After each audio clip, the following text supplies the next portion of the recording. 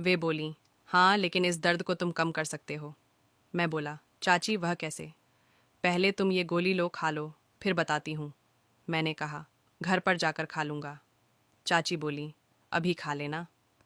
उस वक्त शाम के 8 बजे का समय हो रहा था। चाची के कई बार कहने पर मैंने कहा, ठीक है चाची, मैं उस गोली को खा लूँगा। ऐसा कहकर मैं चला आया। घर पर मम्मी ने जलेबी बनाई थी। मैं दही और जलेबी खाने लगा। तभी मम्मी ने कहा, खाना खा लो, फिर अपनी चाची को भी खाना दे आना। मैंने कहा, ठीक है मम्मी। मैं खाना खाने के बाद जब हाथ धो रहा था, तभी मुझे उस गोली की याद आई। मैंने झट से उस गोली को दूध के साथ खा लिया। तभी पापा ने आवाज़ दी, राहुल, मैं खेत पर जा रहा हूँ, तुम भैंस का दूध निकाल लेना। लाइट आ गई है, खेत में पानी लग रहा है तो मुझे जाना है। ये कहकर पापा खेत पर चले गए। मैंने भैंस से दूध दुहा और खाना लेकर चाची के घर चला गया। चाची ने झट से गेट बंद कर लिया और बोली, राहुल आओ। तब मैंने देखा कि चाची ने लाल साड़ी पहनकर पूरा मेकअप कर लिया था और वे एक नई दुल्हन की तरह तैयार हो चुकी थीं। दोस्तों, मेरा नाम राहुल है। मैं यूपी के बरेली ज़िला के पास के एक गांव का रहने वाला हूँ। अभी मेरी उम्र 35 साल है।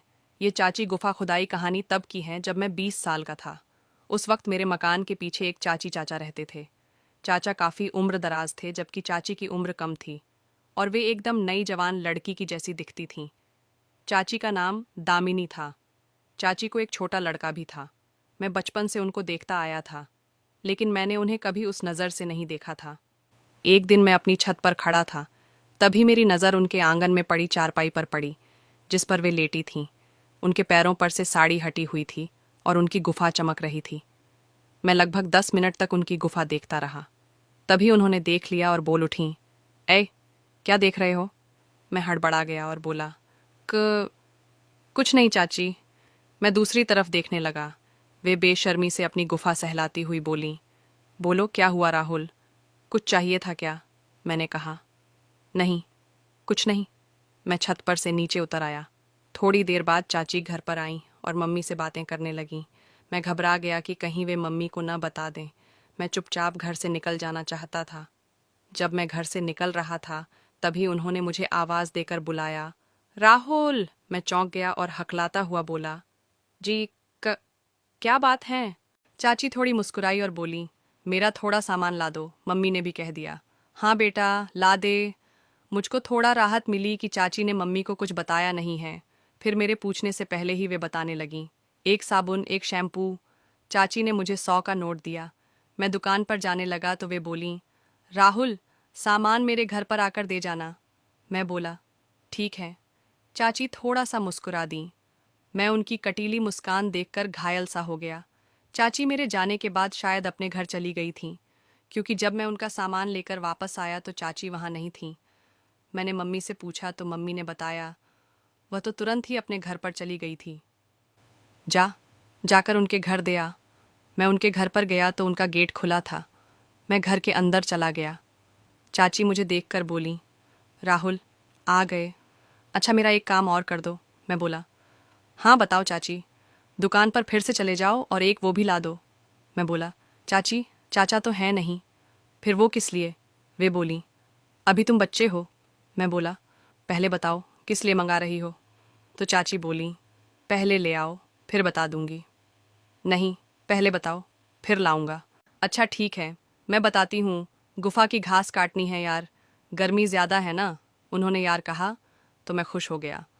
उन्होंने वापस कहा, ठीक है, अब जाओ ले आओ।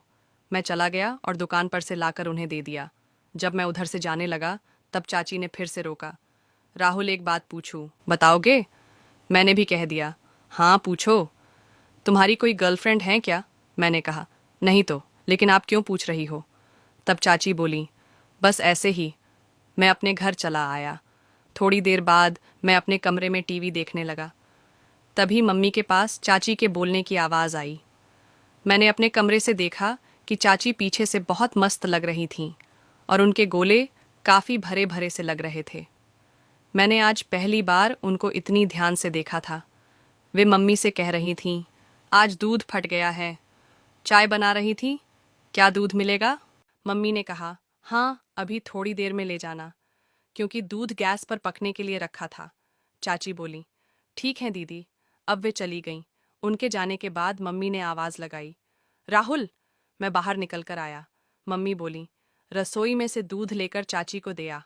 मैं उस वक्त छत पर गया था। उस वक्त मैं जानबूझकर चाची के आंगन में देखने लगा। चाची आंगन में ही खड़ी थीं। वे मुझको देखकर मुस्कुराईं और हाथ से इशारा किया कि आओ, चाय बन रही है। मैं भी मुस्कुरा दिया और नीचे आ गया। तभी मम्मी ने कहा, तेरी पड़ोसन चाची आई थीं, ये ले दूध और जाकर उनके घर दे आ। मैंने मम्मी से थोड़ा दूध लिया और चल दिया। आज मेरे मन में कुछ अजीब हरकत हो रही थी। औजार बार बार सलामी दे रहा था और साथ में डर भी लग रहा था। मैं दूध लेकर चाची के घर पहुंचा तो देखा चाची के संतरे कुछ खुले हुए थे। मैं बोला, चाची ये दूध लो, मम्मी ने भेजा है। मेरी नज़र चाची के संतरों पर ही टिकी थी, जो बहुत ही गोरे थे। चाची ने भांप लिया कि मैं क्या देख रहा हूँ। वे अपने संतरे उठाती हुई बोली, राहुल पियोगे?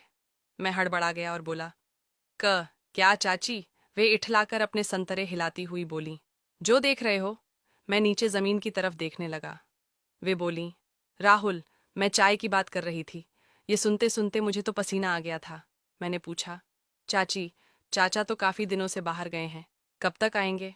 वे बड़ी उदास मन से बोली, क्या फायदा, चाहे जब आएं, उनके आने से क्या होना है राहुल, वे चाहे घर में रहें या बाहर।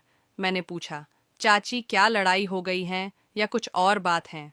वे दूध को अपने पैन में डाल रही थीं, तभी उनका हाथ पास में रखे गर्म तवे पर लग गया, जिससे उनकी चीख निकल गई। वे जोर से बोली, मर गई रे। मैंने उनका हाथ देखा तो खाल ही निकल गई थी। मैंने उनको वहां से उठाया और बिस्तर पर लिटा दिया। दूध का पैन भी गैस से हटाकर पट्टी पर रख दिया। फिर जल्दी से थोड़ा कोलगेट पेस्ट को उनके हाथ पर लगा दिया। चाची सफ़ेद पेस्ट को देख रही थीं। मैं जब जाने लगा तो वे बोली, राहुल ज़रा गैस बंद कर दो और हाँ, शाम को ज़रा आ जाना। उस वक्त 4 बजे रहे थे। मैं घर आ गया और सोचने लगा कि जब मैं चाची को पीछे से पकड़कर उठा रहा था तो मैंने उनके एक संतरों को थोड़ा दबा दिया था, लेकिन चाची ने कुछ नहीं कहा था। अब मुझे शाम का इंतज़ार था। मैं घर आकर मम्मी को बताया तो मम्मी तुरंत चाची के घर गई। वे कुछ देर बाद वापस आकर बोली, राहुल, दामिनी को अभी खाना दे आना।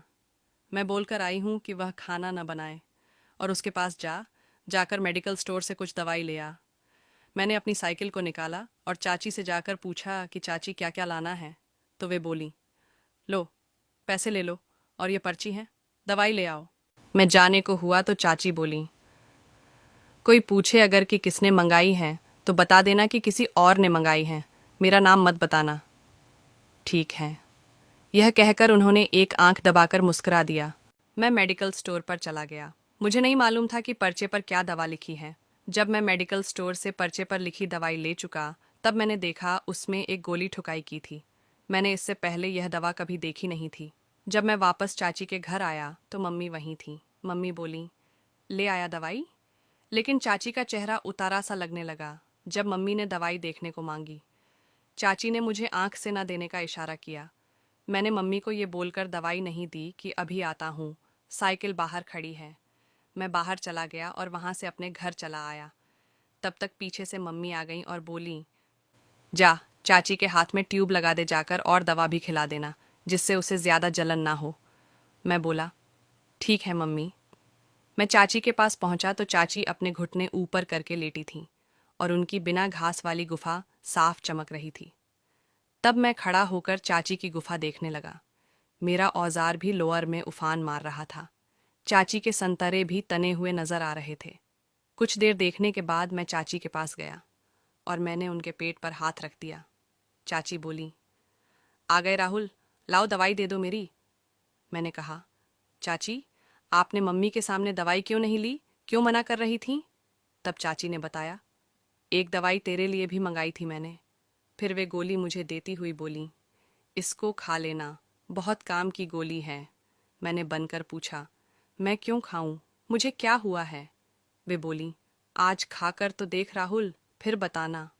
चाची का हाथ कम ही जला था, लेकिन वे दिखावा कुछ ज्यादा ही कर रही थीं। मैं बोला, चाची, क्या सच में आपको बहुत दर्द हो रहा है? वे बोली, हाँ, लेकिन इस दर्द को तुम कम कर सकते हो। मैं बोला, चाची वह कैसे? पहले तुम ये गोली लो, खा लो, फिर बताती हूँ। मैंने कहा, घर पर जाकर खा लूँगा। चाची बोली, अभी खा लेना। उस वक्त शाम के 8 बजे का समय हो रहा था। चाची के कई बार कहने पर मैंने कहा, ठीक है चाची, मैं उस गोली को खा लूँगा। ऐसा कहकर मैं चला आया। घर पर मम्मी ने जलेबी बनाई थी। मैं दही और जलेबी खाने लगा। तभी मम्मी ने कहा, खाना खा लो, फिर अपनी चाची को भी खाना दे आना। मैंने कहा, ठीक है मम्मी। मैं खाना खाने के बाद जब हाथ धो रहा था, तभी मुझे उस गोली की याद आई। मैंने झट से उस गोली को दूध के साथ खा लिया। तभी पापा ने आवाज़ दी, राहुल, मैं खेत पर जा रहा हूँ, तुम भैंस का दूध निकाल लेना। लाइट आ गई है, खेत में पानी लग रहा है तो मुझे जाना है। ये कहकर पापा खेत पर चले गए। मैंने भैंस से दूध दुहा और खाना लेकर चाची के घर चला गया। चाची ने झट से गेट बंद कर लिया और बोली, राहुल आओ।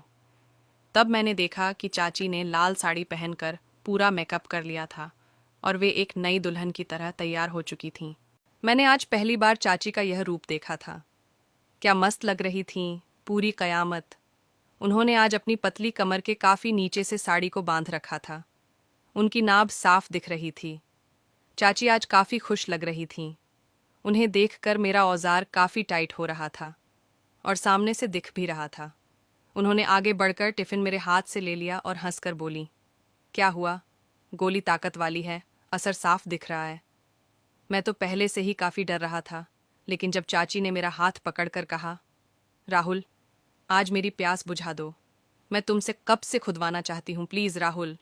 उनकी गिड़गिड़ाने जैसी आवाज़ हो गई थी। तो मेरे अंदर साहस जाग गया था। वे कहे जा रही थीं, तुम्हारे औजार को आज से 1 साल पहले देखा था, तब से उसकी दीवानी हूँ। आज मेरी प्यास बुझा दो। मैं भी दवा के असर से तप्त हो गया था। मैंने कहा, ठीक है चाची। वे बोली, नहीं चाची मत कहो, दामिनी कहो। ठीक है दामिनी। चाची ने मेरा लोअर उतार दिया और नाव को नीचे करके मेरे तने हुए औजार को देखकर वे चौंक गईं। ये इतना मोटा, इतना लंबा भी होता है क्या? वे मेरे औजार से खेलने लगीं, उसे अपने मुंह में लेकर अंदर बाहर करने लगीं, अपने मुंह से मस्त पीने लगीं। फच फच की आवाज़ निकलने लगी। वे अपनी बिना घास वाली गुफा को सहलाने लगीं। लगभग 10 मिनट बाद उनका पानी निकल गया। चाची ने मेरे औजार को कस के दबा दिया और निहाल हो गईं। अभी 2 मिनट ही हुए थे कि वे मेरे औजार को अपनी गुफा पर रगड़ने लगीं। मैंने अपना मुंह उनके संतरों पर रख दिया और पीने लगा। क्या स्वाद था। वे अकड़ने लगीं और बोलीं, राहुल अब डाल दो प्लीज़। मैंने अपने औजार का सुपारा जैसे ही उनकी गुफा पर रखकर अंदर डाला, वे एकदम से चिल्ला पड़ी, निकालो राहुल, बहुत मोटा है तेरा। पर मैंने उनकी एक ना सुनी और एक तेज झटका देते हुए औजार अंदर डाल दिया। मेरा आधा औजार उनकी गुफा में घुस गया था। चाची की आंखें जैसे बाहर निकल आई थीं और उनकी घिघी बंध गई थी। मैं थोड़ा रुक गया। जब मुझे चाची का दर्द थोड़ा कम मालूम हुआ तो मैंने फिर से एक झटका मारा और अपना पूरा औजार चाची की गुफा के अंदर डाल दिया। वे दर्द में बकने लगीं, निकालो अपने औजार को, मुझे नहीं खुदवाना है, तुम्हारा खूंटा मेरी फाड़ देगा, हट जा लग रही है, निकाल ले अपना औजार। मैंने उन्हें कस के पकड़ा और जोर जोर के झटके मारने लगा। कुछ देर के दर्द के बाद अब चाची को मज़ा आने लगा था। वे अपनी कमर उठा उठाकर औजार लेने लगी थीं और जोर से खोदो। कुछ ही देर में चाची का शरीर अकड़ गया और वे झड़ गईं। अब वे मुझे ऊपर से हटाने लगीं, लेकिन मेरा औजार अभी बाकी था। मैंने अपनी स्पीड बढ़ा दी तो चाची का बुरा हाल हो गया था। मुझे उन्हें खोदते हुए काफ़ी देर हो चुकी थी। चाची अब रोने लगी थीं। मैंने कहा, गोली क्यों खिलाई थी, अब भुगतो। वे चुप हो गई। फिर जब मेरा औजार झड़ने को हुआ तब मैंने पूछा, दामिनी जी, कहाँ निकालूं? वे हंसकर बोलीं, मुंह में झाड़ दो। मैंने औजार को गुफा से निकाला और उनके मुंह में औजार देकर रस झाड़ दिया। वे सारा रस पी गईं और बाहों में भरकर बोलीं, राहुल, आज से ये चाची और गुफा दोनों तुम्हारी हैं। जब मन करे आकर इसकी प्यास बुझा जाना। अब काफ़ी समय हो गया था तो मैंने तुरंत अपना लोअर और बनियान पहना। मैं बोला, चाची, मैं अभी आता हूँ, मम्मी घर पर अकेली हैं। चाची बोली, आज रात तुम मेरे हो, मत जाओ। लेकिन मैं उनसे बहाना बनाकर निकल आया। चाची गुफा खुदाई करके मैं घर पहुंचा तो मम्मी बर्तन साफ कर रही थीं। मैंने कहा, मम्मी, मैं पापा के पास खेत पर जा रहा हूँ, देर तक आऊँगा तो गेट बंद मत करना। मम्मी बोली, ठीक है, चाची को खाना दे आया था। हाँ मम्मी। फिर मैं चाची के घर की तरफ निकल गया। चाची गेट पर मेरा ही इंतज़ार कर रही थीं। वे दरवाजे की ओट में बिना नाव के ही खड़ी थीं। मैंने उनको अंदर धकेला, गेट बंद किया और उन्हें पकड़कर खटिया पर ले जाकर फिर से चालू हो गया। 4 बार खुदाई करने के बाद सुबह के 4 बजे मैं उनके घर से निकलकर अपने घर चला आया। सुबह जब मैं जागा तो चाची मेरे घर पर आई थीं। उनकी हालत देखकर कोई भी कह सकता था कि कितनी खुदाई हुई है। उन्होंने मुझे देखकर आंख मारी और मुस्कुराकर वापस चली गईं। दोस्तों, आज 15 साल हो गए हैं। हमारी खुदाई की कहानी अभी भी मस्त चल रही है।